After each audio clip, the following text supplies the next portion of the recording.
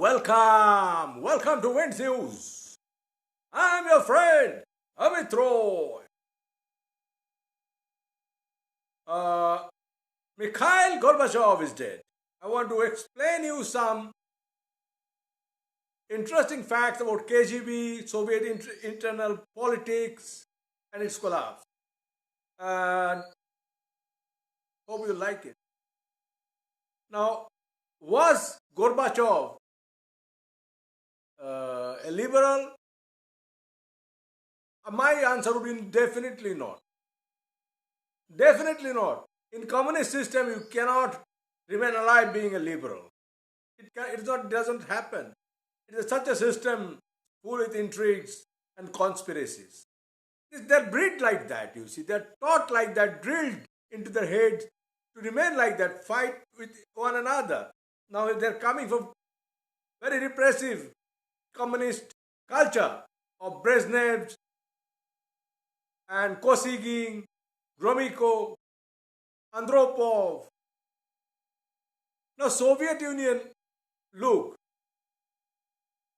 was in decaying. One, they were funding a lot of stupid basket case countries like North Korea, Vietnam, fighting an endless, meaningless war in Afghanistan, which they lost very badly. And spreading countless revolutions all over the world. That was taxing their economy. They knew they're collapsing. And 70s, oil price shoot up and other economies were a little shaky. And they started spending a lot of things, mercurial things all over the world. And later on, first they started with this kind of youth movements all over the world. Is Paris burning? Red Brigade, and so on. Red Army faction, Palestine, Angola, Mozambique, they went all over. And that was really causing lots of problems. Secondly, they had a very bad work culture. Any communist country, they depend on slaves.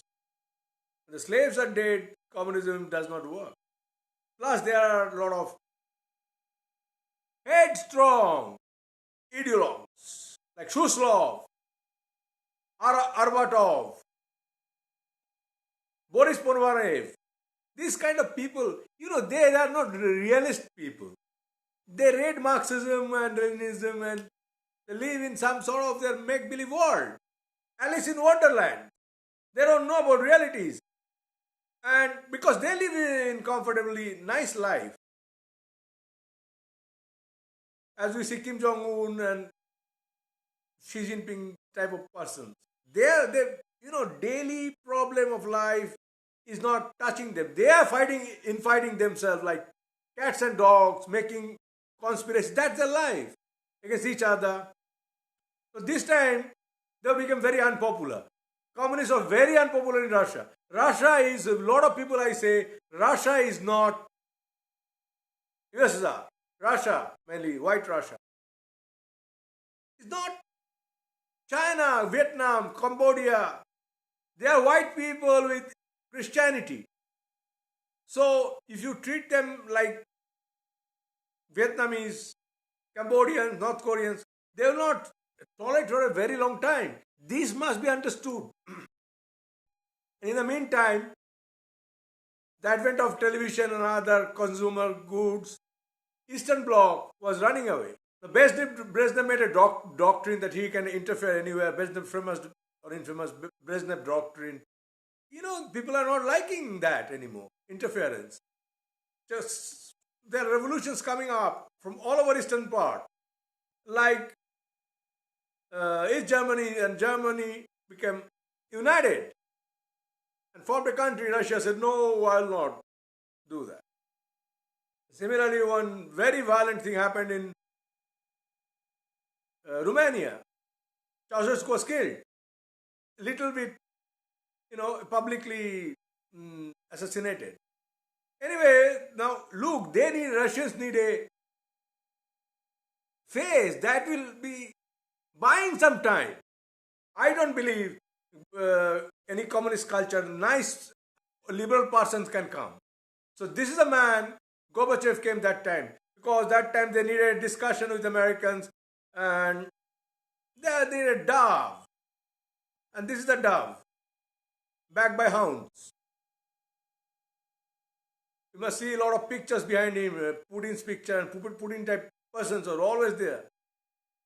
And this man was brought with perestroika and glasnost to buy time, testing water. And look, Russian culture, communist culture, there are apparatchiks and this kind of people you see, party controlled society. Everything is communist party. Communist party will decide who will do, what will do, who will die, who will not die, who will marry, who will not marry, etc. And so Gorbachev gave a sort of,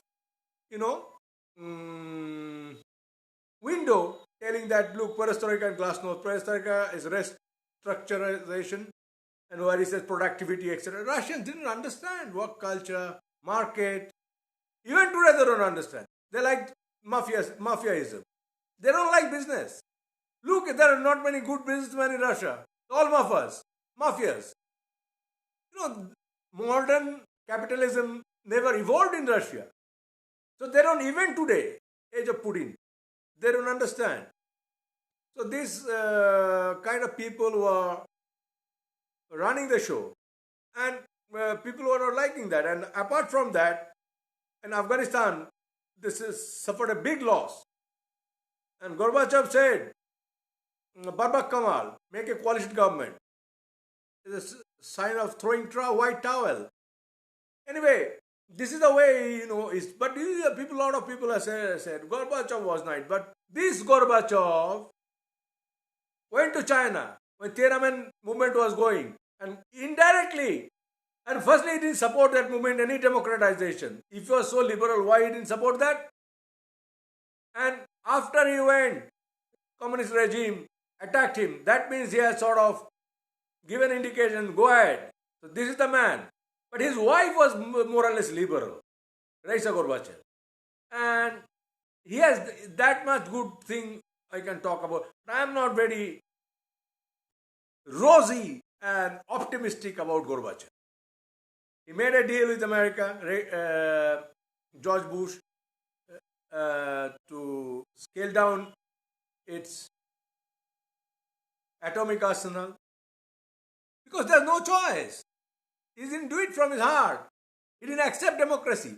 He later became social democrat. He abandoned communism. I don't know he did that or not, and it's a KGB ploy, I don't know.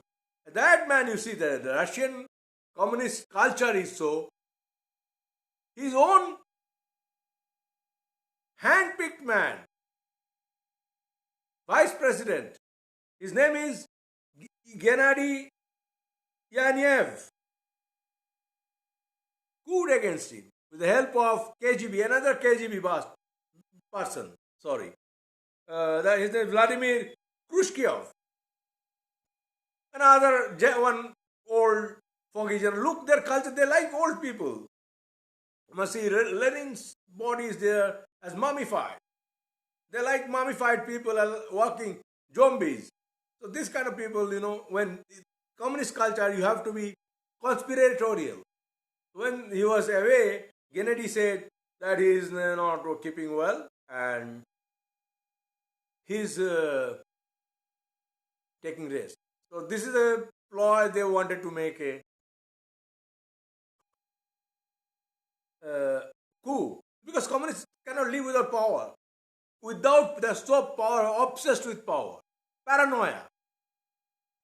And KGB control. KGB was losing their grip.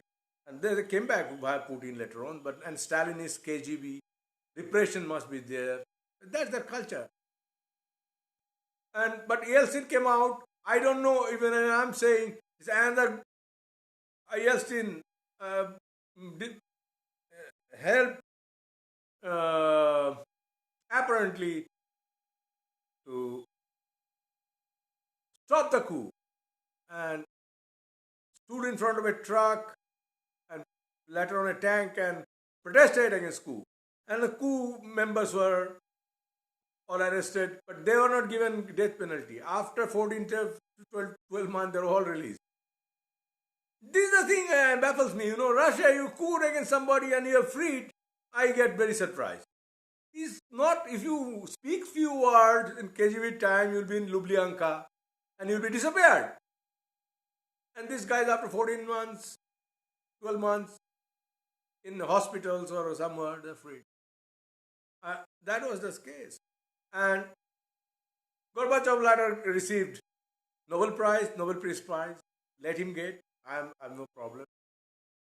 And he became a critic of Putin, and he tried to promote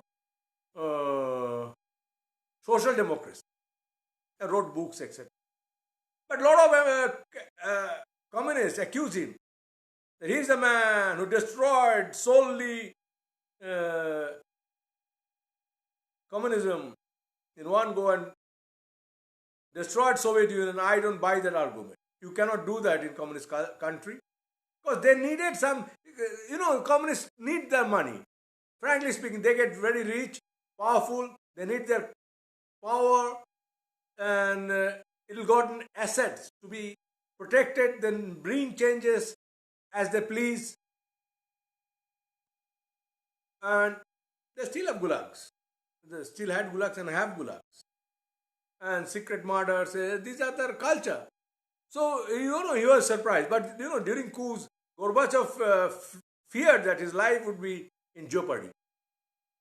Anyway, this man is dead. And he was part of history. This must be told. We cannot deny that. Whatever we say about him, because that is part of history. Like him or not, he will be remembered all the time in the history. Maybe in the right side of history, not like Putin and others, the dark side of history. This is my presentation. Thank you very much for patient hearing, and please subscribe me and like my channel.